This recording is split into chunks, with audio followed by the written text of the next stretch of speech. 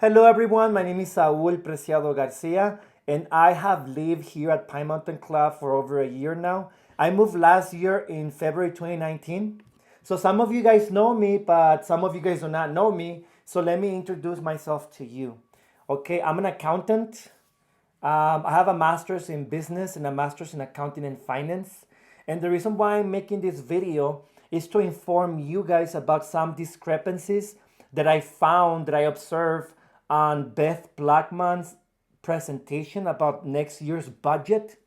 Okay, but before I start talking, let me talk to you guys about a very important topic. Okay, and I'm gonna talk to you guys about occupational fraud. Okay, and let me define it first. Occupational fraud is the use of one's occupation for the personal enrichment through the deliberate misuse and misappropriation of employers' resources. Okay, so basically, occupational fraud is when people who hold a specific position in a company, they steal money from the company, or they steal assets from the company, or any type of resource from the company. Okay, um, for occupational fraud to happen, three elements must take in place. Okay, the first element is the motive or pressure. Okay, someone feels the need to commit fraud, such as the need for money for either personal gain or survival. Okay, so there has to be a motive. An example: probably a member of management, he or she may feel that they need a vacation, okay, and that they deserve the vacation because you know what, the job is too stressful. I don't get paid what I'm supposed to get paid. Upper management is always abusing me, so I need a vacation. So there's the motive. Okay, that's the first element. The second element is rationalization. Okay, and rationalization is a justification for the deceptive act by the one committing the fraud. Again, the rationalization, as I spoke before, I work a lot of hours. I don't get paid what I'm supposed to get paid, what I deserve. I kill myself for this company, so I deserve this vacation. I deserve this to steal this piece of equipment so I can sell it and get money to support my family and myself and so forth and so on. So the rationalization is a justification of the act. Okay, that's the second element. And the third element is the opportunity. Okay, and when I'm talking about the opportunity, is the ability of actually committing the fraud or the occupational fraud. Okay, let's say for example I am in charge of the petty cash fund. Okay, I have the key for the petty cash fund. Okay, so I'm a manager. I may say, you know what, again, I deserve that vacation, so I'm gonna take my wife for a free vacation, all expense paid by the company, and I'm gonna, with my key, I'm gonna open the petty cash fund, and I'm gonna get the money and just go away. Okay, so again, the opportunity is the actual situation that is gonna give you the ability to take out their company's resources. Okay, um, again, companies, they cannot eliminate the motive. Okay, so me as a manager or as a chief operational officer, I cannot change a person's mentality. I cannot make them not think about needing income for vacation or income to support their family. I cannot do that. I cannot go inside their brains and justify and avoid the justification. I mean, managers should hold monthly meetings to, ethical meetings to prevent occupational fraud from happening inside the company. But again, the rationalization is an element that we cannot control as well. So the only element that we can control is the opportunity. We can create restrictions so occupational fraud does not happen within the company. Okay, Again, that's the only element we can eliminate, the opportunity. And for us, for management to eliminate um, opportunity, we create measures. These measures are called internal controls. Okay, those measures are called internal controls. Okay, and again, internal controls are measures that companies are going to create in order to prevent occupational fraud from happening. Okay, and these measures can be as easy as probably having one person issuing checks and another person receiving payments from clients. All of you guys have gone to a bank and all of you guys can see cameras behind the tellers, right? So those cameras are pointing to the cash registers. Okay? So basically those having those cameras behind the teller are preventing occupational fraud from happening. Okay? Mistakes can be made. Accountants can make mistakes, or they can engage into fraud by pressure of top management. That happened to Enron and WorldCom, where top management told accountants to manipulate financial statements, and they stole a lot of money from investors. They deceived the IRS and so forth and so on. So those companies, they stop existing. Okay, and manage some of the managers and some of those accountants that they used to work in those two companies, Enron and WorldCom, they're still in prison. Okay, because they engage in occupational fraud. Okay, and again, it's very easy to engage in such illegal activities, and the reason why I'm saying that is because we all feel pressure. We all feel the need to overcompensate ourselves for our work, and so forth and so on. Again, we are human. We make mistakes. So sometimes accountants can recognize the wrong amounts. They can switch numbers. So instead of recognizing 3,500, they recognize 3,050. Okay, so the 5 goes into another position. Okay, so that can be a mistake that can cause an understatement of an account. Okay, another example is that if, like for example, the supplies account, Beth Blackman in the presentation, she stated that she went to the question center manager and they did not know the difference between materials and supplies.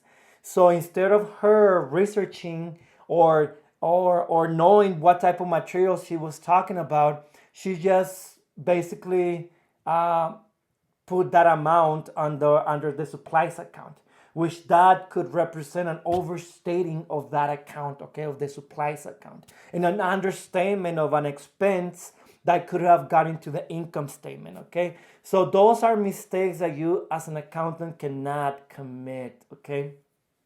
But anyways, occupational fraud, to prevent occupational fraud from happening, sometimes we can divide jobs.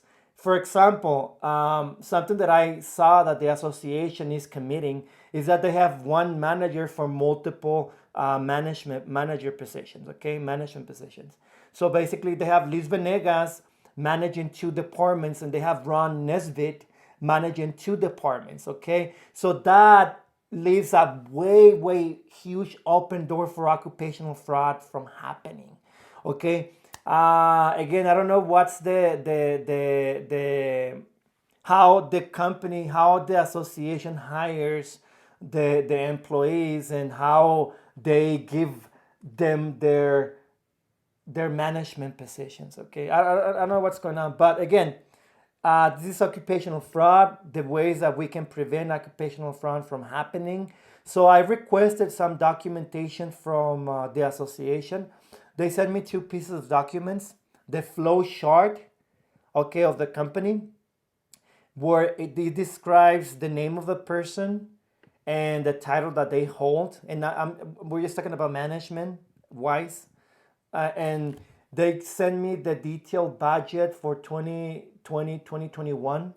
okay, the fourth draft, which is a very, this is the fourth draft, so it's like almost a finalized document, and which was 19 pages, okay. So I analyzed both documents, and these are my findings, okay. Okay, so I requested documentation from the association, and the only two items that they have sent to me is the 2020-2021 detailed budget, the fourth draft, 19 pages, that shows all of the expenses and revenues per department, and the organizational chart, what is called the flow chart, okay. The company organizational chart shows all of the key positions in the company and who manages or who holds those positions, okay. In this case, Karen Schulman, she's on top of the entire organization. She's the general manager, but she's also the chief operational officer. Okay, chief operational officer, that's a big, huge name. Okay, it's not a name, it's not a title that can be held lightly. Okay, the chief operational officer is the one responsible for everything that happens in the company. So if expenses are made that they were not necessary, if departments are not making enough revenue, she is to blame. Okay, so Karen Schulman holds a huge important position in the entire organization of the company, okay? Then I'm going to talk about some positions, not all of them. Grace Wolleman, she is the current human resources lady, and she's the confidential recording secretary. She represents human resources. According to her, I spoke to her, and she does not hire people. The person that hires people is Karen. She doesn't do any hiring whatsoever. And Ryder, who he used to work in maintenance for years, he is going to become, he's been trained in human resources for the last, months, and he's soon to replace Grace when she retires, okay?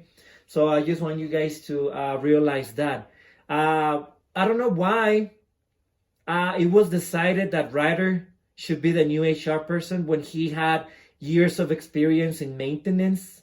And Liz Venegas was named the facilities manager, the maintenance manager. I don't know what's the situation. How are they are determining who is going to be sent to different departments and who's going to manage different departments. I don't know what's their criteria. But anyways, Beth Blackman, she's the accounting manager. The previous accounting manager was Kim Ryan. According to Felicia Jones, who she was an ex-employee of the association, and she worked in the accounting department. She told me that Kim Ryan was a CPA, and she was specialized in fraud. I don't know why she was let go.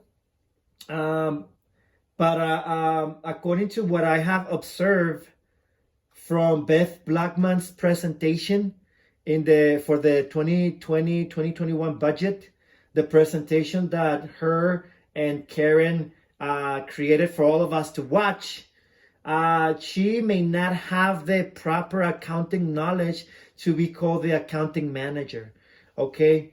Again, she mentioned that she went to the equestrian manager, Lori Harmon, and that she did not know what some expenses of were, in this case materials, that she asked the equestrian manager what type of materials or what those materials were. The equestrian manager did not know, so she did not know either. And instead of researching and investigating what materials were purchased, it was easy for her to just move them to supplies. Due to combining supplies and materials. They had two lines in there, one for supplies and one for materials. When I talked to the equestrian manager, she's like, I don't understand the difference. And since I didn't either, we just combined those lines.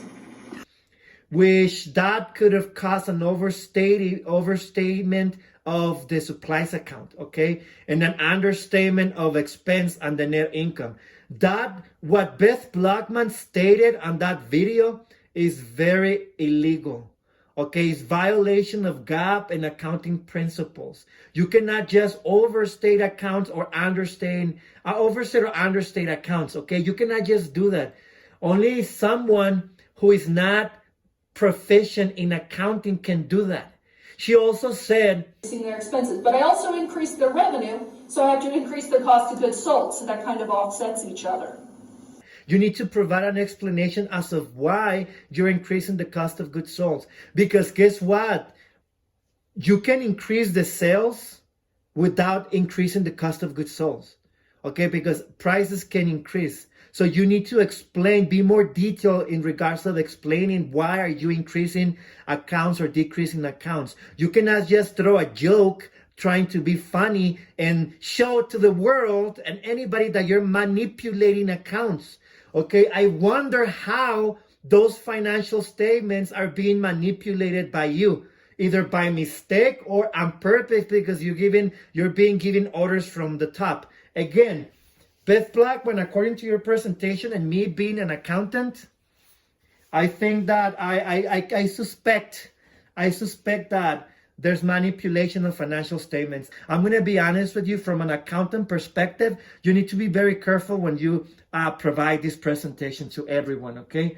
Because some of the member representatives or members, we are accountants, so we can understand financial statements and whatnot. Something that it was very curious. I oversee the financial statements from the association, and the current treasurer, which is Cam Acosta, she's a board of directors. She's signing off on those financial statements. And my question was, is she educated? Is she an accountant? Because Cam Acosta, when she's signing off on those financial statements, she's basically saying that she's responsible of all the information. In my own perspective, to the best of my knowledge, she's basically stating that she's responsible of whatever is written on those financial statements. Okay, so if you're not an accountant and you don't know, if you don't have the proper knowledge, you should not, Cam Acosta, sign those financial statements. In this case, Beth Blackman, there's a high possibility that she's making mistakes in the accounting, okay, by overstating accounts. You're signing off financial statements. If there's an audit, in the future, or something happens that there's an inspection, you're gonna be responsible of those financial statements, Cam Acosta. So my recommendation, have Beth Blackman sign those financial statements, because she's the one that is supposed to be creating them. Unless you, Cam Acosta, you're an accountant, then go ahead and sign off for those financial statements. My advice. But anyways, Ron Nesbitt, he manages 2 departments. Maintenance operations manager, which is he's the safety operational manager as well, and he manages the golf operations as well. My questions are, how much is he getting paid? Is Michael Riley replacing him? Michael Riley, he is the husband of Joanne Riley. She's a very nice lady. She manages the post office. But I mean, if he's going to become the new manager for these 2 departments, I wonder what are the company policies in regards of hiring couples. Okay, when you hire family members, when you hire friends, when you hire couples, that leaves a huge door open for fraud and embezzlement, for occupational fraud to happen. Okay, I don't know again what's the hiring policies that the association and Karen Schulman has, because again, according to Grace, she said that she doesn't do the hiring, that Karen and the BOD has to do the hiring. So I don't know what is your guys' hiring procedures, but I don't know. It doesn't seem correct to have a couple, a husband and a wife, managing 2 different departments within the organization. I mean, to me, according to my experience and on my education, it's not right in my eyes. Anyways, again, Joanne Riley, she's a very nice lady, but I'm just, commenting based on my experience and what actions can lead to occupational fraud. Michael Brewer, he manages the lounge in the Condor Cafe. He possibly harasses and steps on employees because of something that I'm gonna talk to you guys in another video. But my question is, how much is he getting paid? He manages two departments, and the reason why I'm emphasizing in the pay situation, my own research on payroll, and I think that some of these departments the payroll is, in my eyes, is too excessive. Okay, it's too excessive. But anyways, again, if you let an individual manage different departments, these individuals have a higher possibility of occupational fraud. Again, I'm not saying that they're engaging into it, but I am just saying based on my education, okay? Again, we must, the responsibility of Karen Schulman, which is the COO, the Chief Operational Officer, is to find ways to prevent occupational fraud from happening.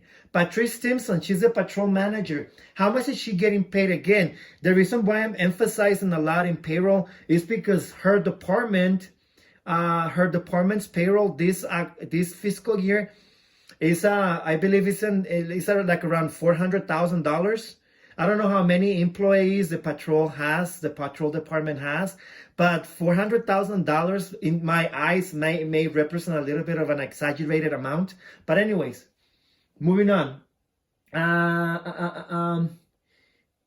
Liz Venegas, she manages two departments, recreation and facilities maintenance manager. Does she get two salaries? How much is her? What's her salary?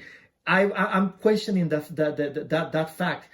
I don't know why. Again, Ryder, who he used to work in maintenance for years, he was moved to HR, and Liz Venegas was named facilities managers, maintenance managers. I spoke to her once in an incident that I had in the pool, a pool incident, and she told me that she was a maintenance manager. She confirmed that, and the way she dealt with my problem, it was not the correct way.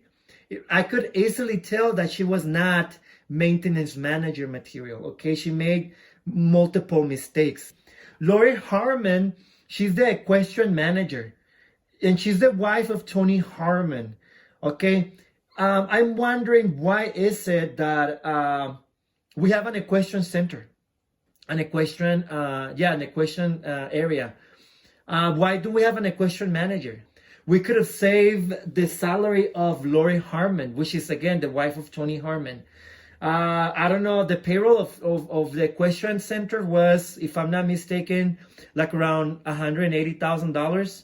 So I am assuming that she's getting paid a significant amount of money. That if the association eliminates this department, there's no necessity of raising the fees, okay, the assessment fees. And the reason why I'm saying that we need to eliminate this department is because the revenues are 3 times lower than the expenses, okay?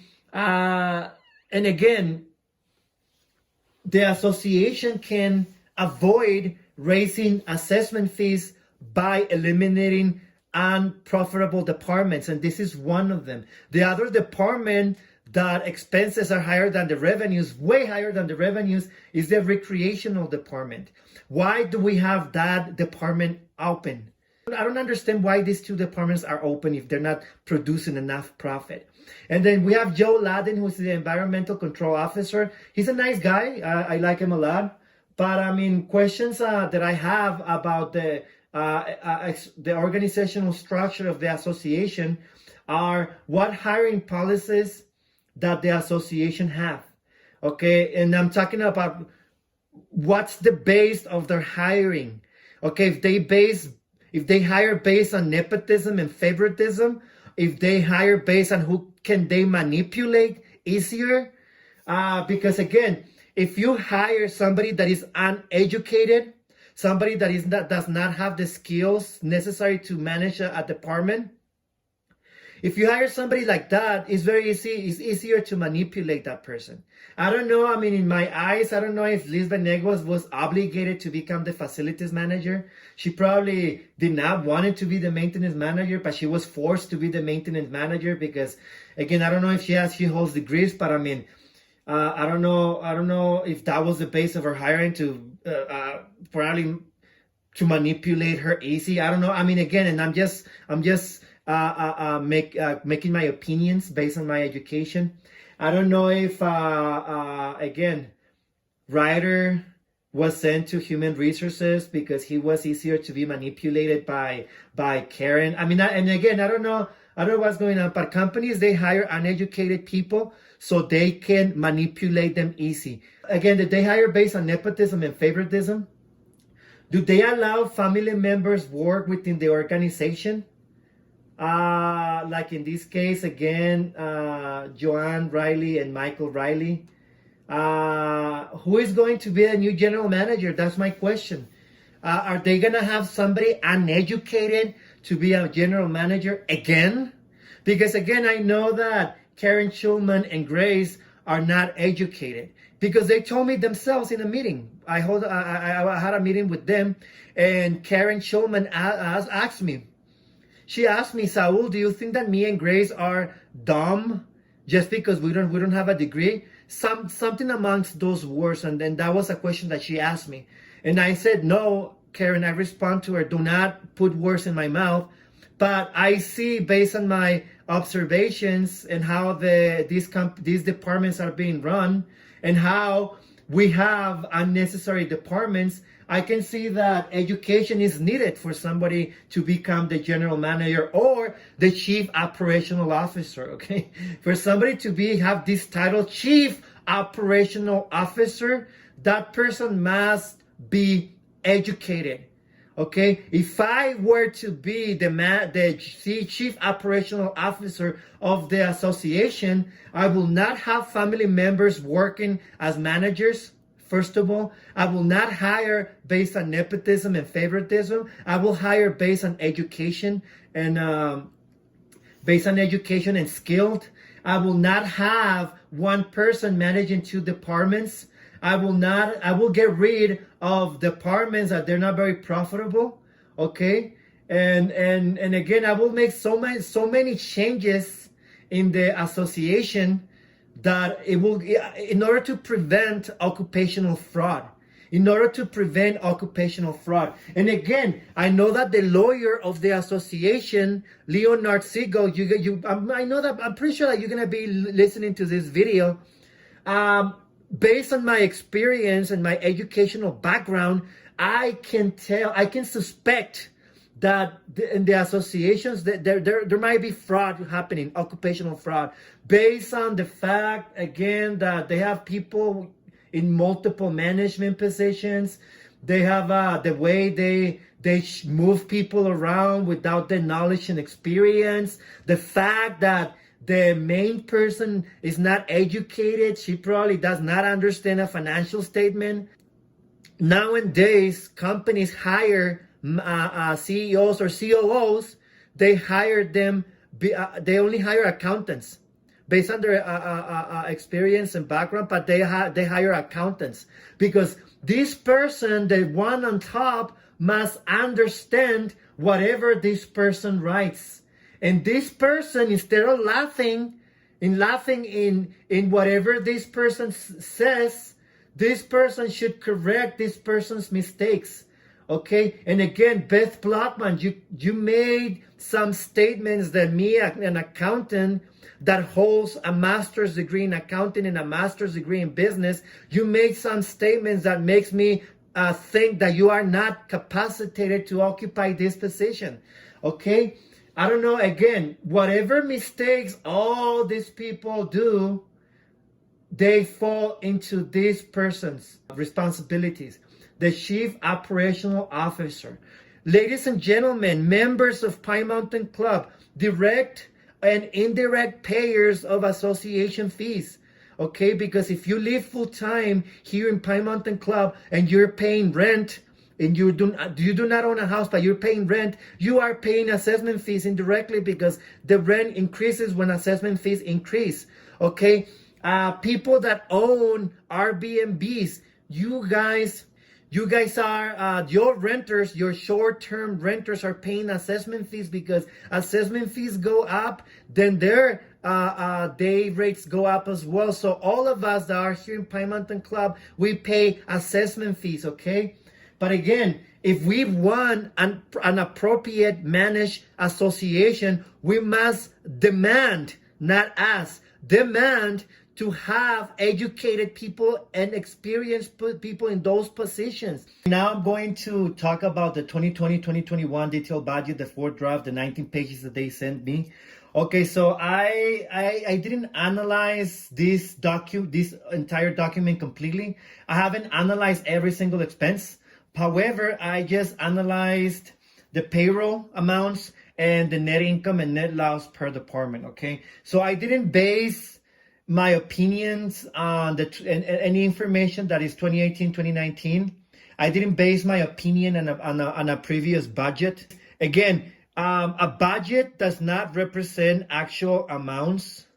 So if I would have been Beth Blackman, I would have created the 2020-2021 budget from this column, the 2019-2020 actual annualized 7 months, and probably use the 2018-2019 actual numbers as a reference, okay?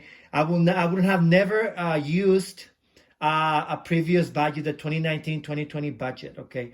Because again, budgets do not represent actual amounts. But anyways, again, analyzing all this information that they sent to me, I created my own charts.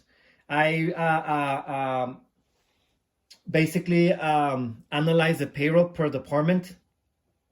Administration, okay, which is, I believe it's only 7 employees. Again, these numbers are not the actual numbers. Those are numbers that I research.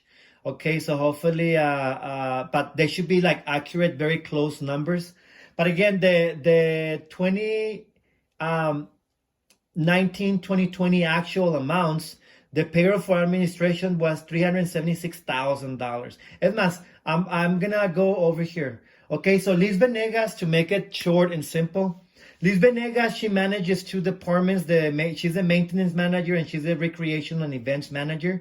Okay, so the actual 7-month annual payroll was $205,000. Okay, and the budget for next year is $238,000. So my questions are, how much is she getting paid? She manages 2 departments, and again, measure an internal control that companies use to prevent occupational fraud from happening, okay, is by separating jobs, separating duties. In this case, if I were to be the manager of the association, I will put Ryder as a maintenance manager. I will never put Liz Venegas as a maintenance manager.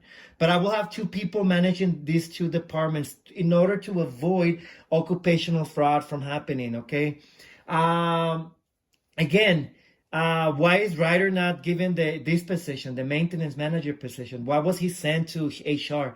I just don't get it. But anyways, again, my question is, how much are all those people getting paid? Okay. How many of the maintenance staff is full-time? How many of them are part-time? How much of all these amounts represent the overtime? Because I was told that the association does not engage in overtime, that is prohibited. But anyways, Ron Nesbitt, again, another person that manages 2 departments. I don't know why. Again, occupational fraud happens when one person is in charge of different departments. Again, I don't know how many times I have to stress this for you guys to know. But anyways, his actual payroll for this fiscal year is $722,000. Okay. $722,000. I don't know if he's getting paid 2 amounts, 2 different salaries, or if he's getting paid $100,000 or $120,000. I know that he has worked for the company for so many years, but still, $722,000 for only 11 people. I think that that's a very exaggerated amount. I mean, again, that's what Beth Blackman said, that there's only 11 people on these two departments. So again, I don't know how much everybody of them is getting paid. They have 11 people between maintenance operations and golf maintenance. The budgeted for next year is 682. Karen Schulman, administration, she's in charge of administration. The budgeted for next year is 482. The actual current is 376. I still wonder how much everybody is getting paid, especially how much is she getting paid. She's the chief operational officer. This title is a huge title. How much is she getting paid for not having a degree? Again, she doesn't have a degree in accounting. She doesn't have a degree in business, which tells me, based on my experience, that she may not know how to run efficiently a company. How much is she getting paid? But anyways, moving on. Patrice Stimson, the patrol manager, the payroll, the actual is 351. The next year's budget is 348. How much? I wonder how much are these people getting paid? According to my knowledge, there's only Patrice, Jim, Susie, and two other guys. There's only five patrol employees. How much are they getting paid? How much? I mean, what is the payment that every single one of them is getting? Okay, and again, in my experience, I like Patrice a lot because she's very respectful and she's nice. But in my experience, patrol is not doing an efficient job, and I requested a job description of patrol to administration, but they have refused to send them to provide that information to me, because I want to know what's their job description. What is their job responsibilities? There was a gentleman whose house got on fire, who caught on fire, and he needed help, and I called patrol, and they just gave me the phone. They not even gave me the number of the fire department. The guy said, "What do you want me to do? I mean, there's nothing I can do. You need to call the fire department." So the family was left alone outside in the cold because patrol refused to show up and support and take them to a clubhouse so they could be warm and not in danger. This situation, the fire happened in December 24th. So there was snow, okay, and it was extremely cold. Again, patrol refused to go and just showing support. Susie, one day there was a feral dog outside my house. I called her. She came because she spoke to Melinda, another member. But when I called her, she told me, what do you want me to do? By the time that I go there, the dog is going to leave. Okay, moving on to Lori Harmon. She manages the equestrian center.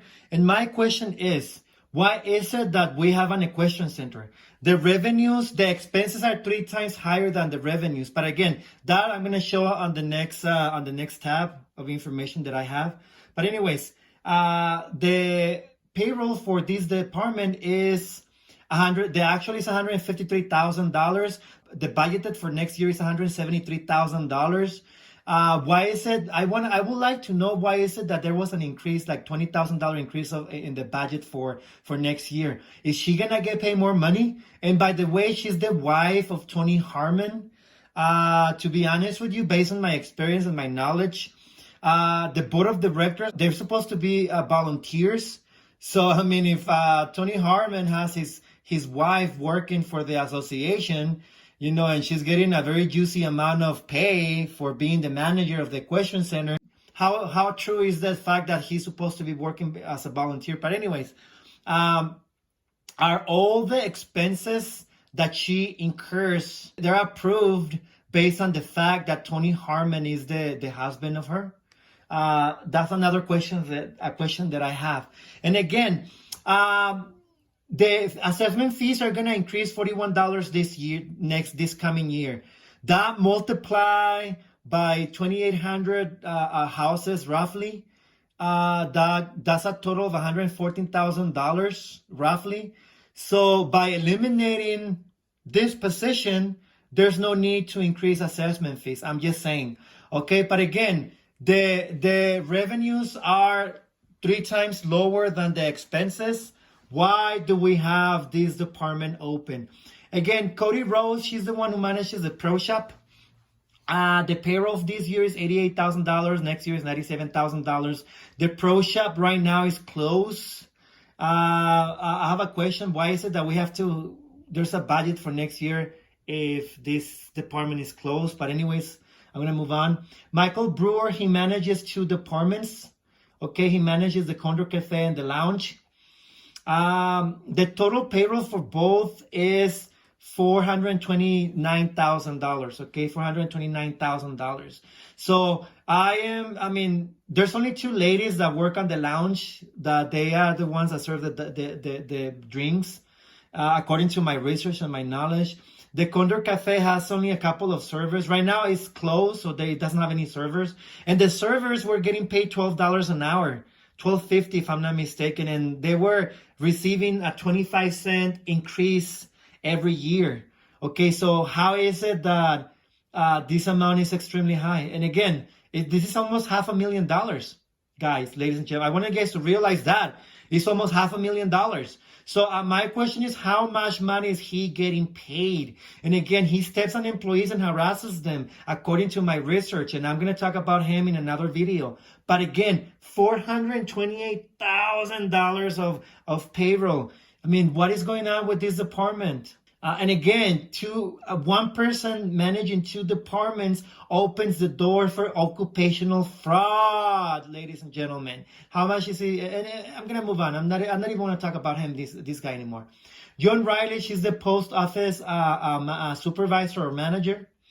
She is the wife of Mike Riley. I still want to know how much everybody gets paid. I requested a payroll registry. The last payroll registry from 2 companies that the association had used in the last 5 years, but they have not yet sent me that payroll registry, because I'm very curious about how much money everybody is getting paid. Okay, to me, if you're using a payroll company for a lot of years,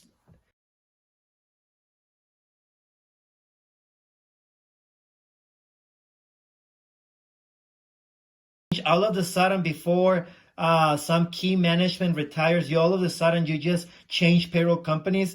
That tells me that there's probably information that they want to hide. There's deceitful information. But again, all of us as members, we should request those payroll registries from those companies. Joe Ladden, he's a very nice gentleman, environmental control. But again, the ones that I'm very curious about is the departments that Ron Nesbitt manages, soon to be Michael Riley, and the departments that Liz Venegas manages. Okay, I'm very curious about how much, and patrol. I'm very curious about how much everybody's getting paid. And also, I'm sorry, also the question center that we do not need, and Michael Brewer as well. Multiple departments. Anyways, again, this is my assessment, my payroll assessment, okay, based on the information they provided to me. Again, I do not have the actual numbers of employees per department. Karen Schulman refuses to talk to me. Grace refuses to reply to my emails. I don't know how can I get all this information. But I mean, again, these are roughly the numbers based on my own research and people that I spoke to that they used to work in the association, okay? Moving on, this is the payroll analysis. Moving on to the revenue and expenses and net income and net loss. Okay, I analyze the net income and net loss per department based on the actual amounts of 2019, 2020. Okay, so if we go by department, the administration, they have a revenue of 2.4 million. Okay, they have a revenue of 2.4 million. The business office and the administration office, they work together, I'm assuming. So Karen is the one that manages both departments. They have the business office has a loss of $89,000. Okay. The patrol has a loss of $376,000. Okay. The expenses of patrol are 54 times 54 times higher, 54 times higher than the revenue. Okay, they only had a $7,000 revenue. Okay, last this present year so far, and the expenses again is $376,000. Okay, from which again most of it represents the payroll. Okay, again. My question, why do we have a patrol department open? I don't want anybody to get us fees. I mean, they should not be collecting fees from us unless this is necessary. It's extremely necessary, such as like Airbnbs who are partying all night and so forth and so on.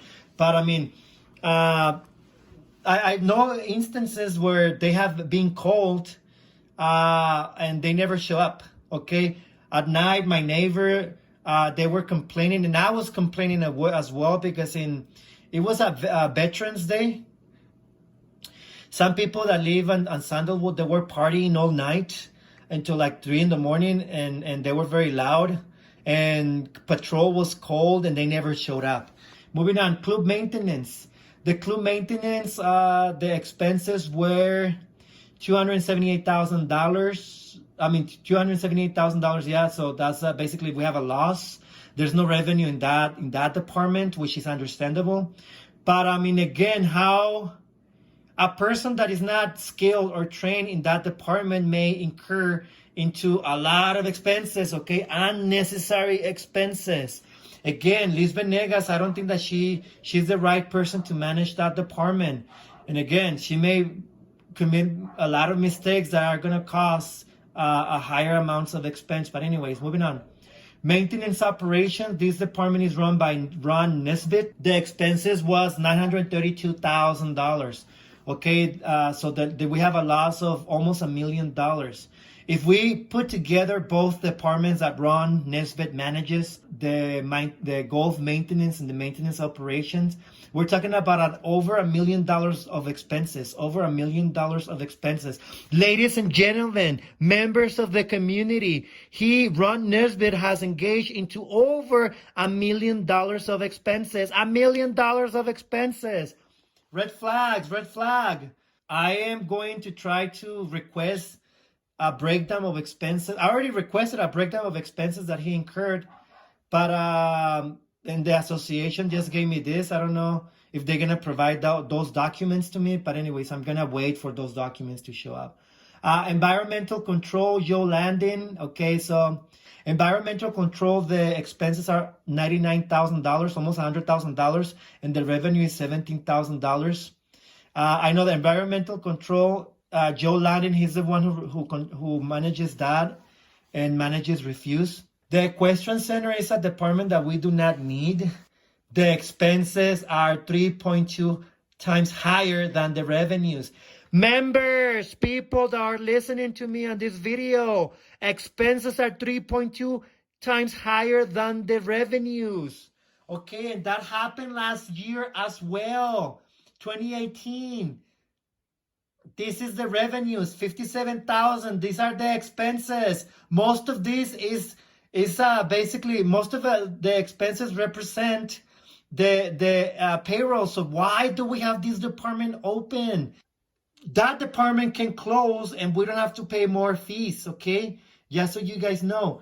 The pro shop. Okay, the pro shop has a net loss of $10,000.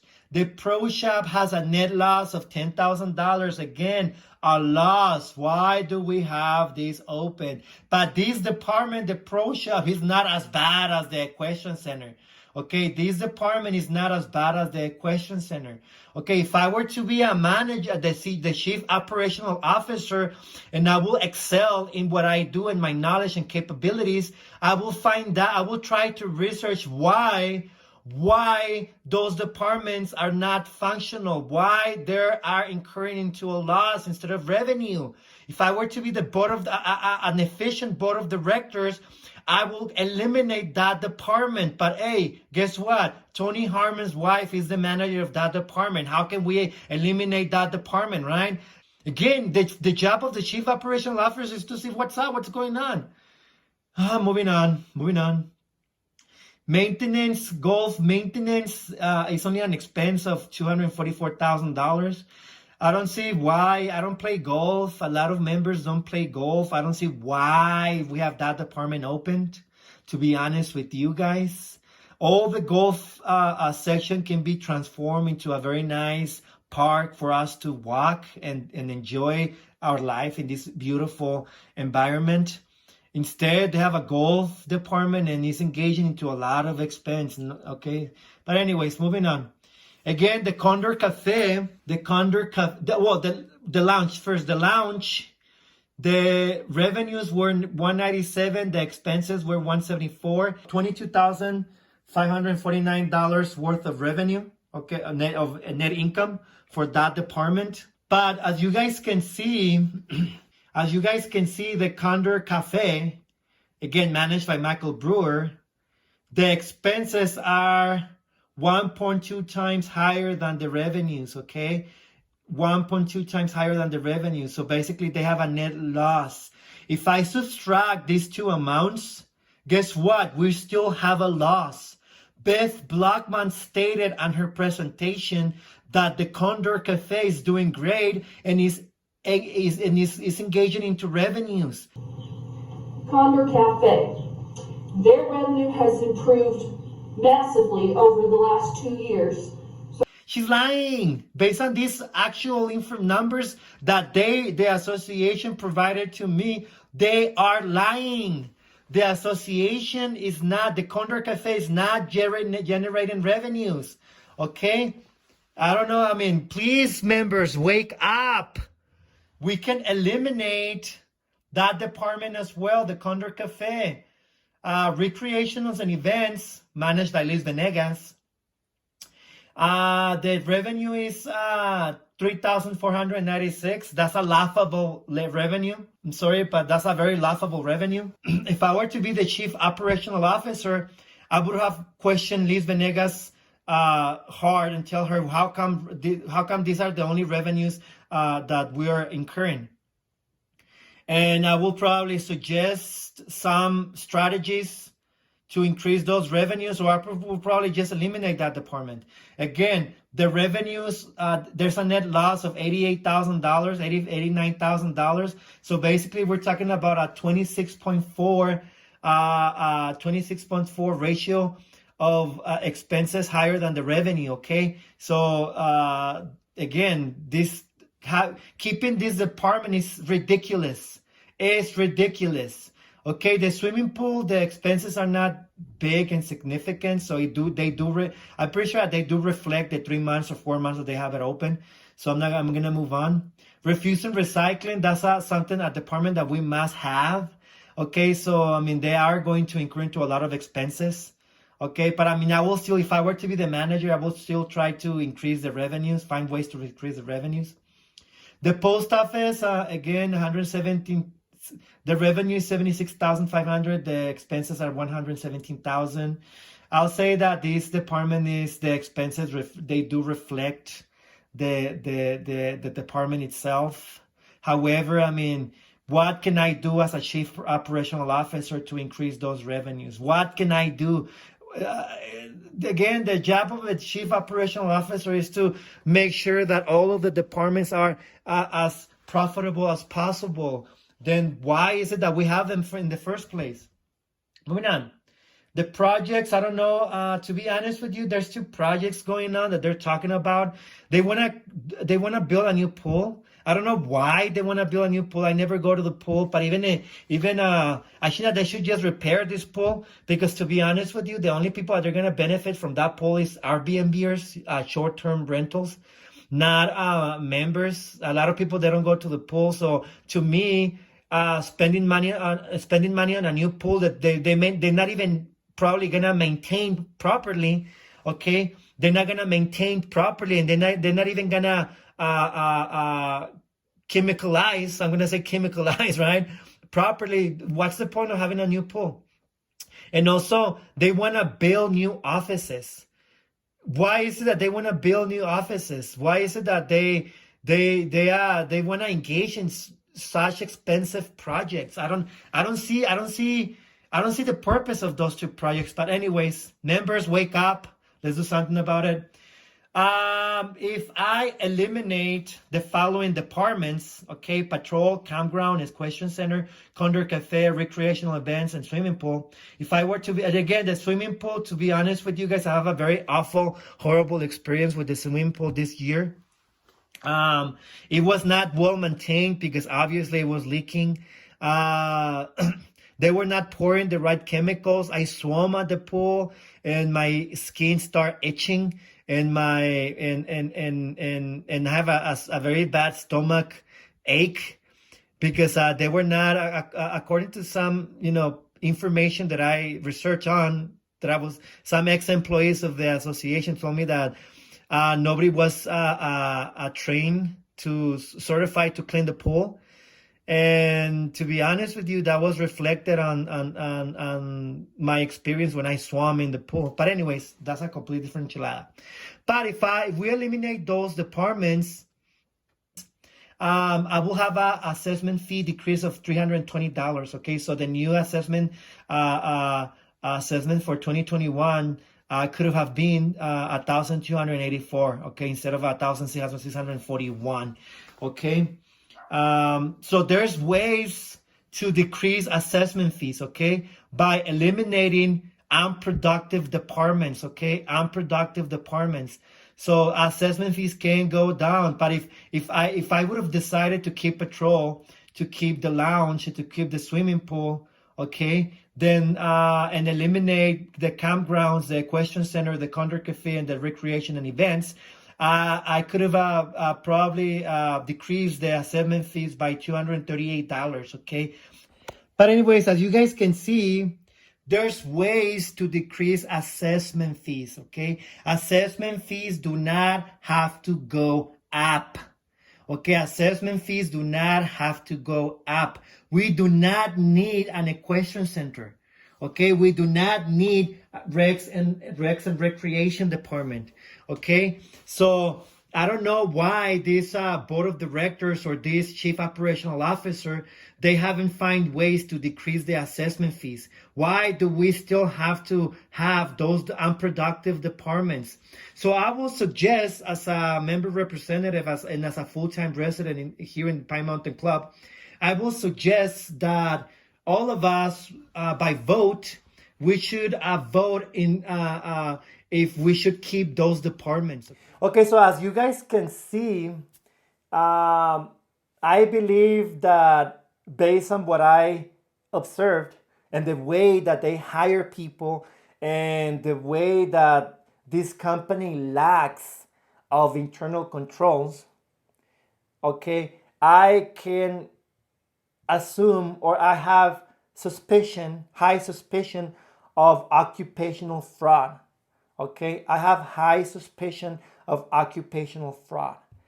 Okay, so hopefully you guys, after watching this video, you guys can wake up, open your eyes, and perhaps together as a community, we can find ways for occupational fraud to not happen.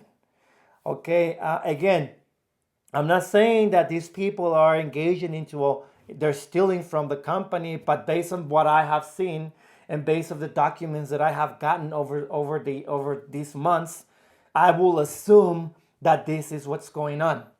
Okay, we must have educated people on management positions. Okay, definitely the chief operational officer must have a degree. Okay, must be educated. And it will be better for that person to be an accountant, okay? Because only an accountant can understand whatever the accountant documents are, whatever documents the accountant is going to produce, to see if in reality there's no overstatements or understatements of accounts that can cause fines to us, the assessment fees payers. You know, because at the end, whatever liability the association engages into, we are going to be the ones that are going to end up paying. Okay? Legal fees employee lawsuits, whatever liability they or expense they incurred, we are going to end up paying for them. Okay, so we must have educated people or skilled people in the right management positions. Okay, thank you very much for watching this video, and hopefully you guys can watch the other videos. Okay, thank you.